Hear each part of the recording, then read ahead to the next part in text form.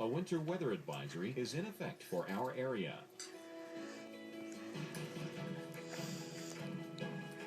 Currently in our area, 50 degrees under sunny skies. Here's our local Doppler radar.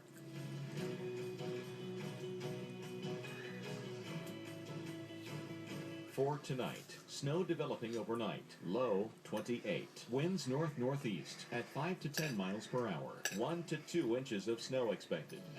For Tuesday, snow, high 29. Winds north at 10 to 20 miles per hour. Snow accumulating 1 to 3 inches. Our week ahead.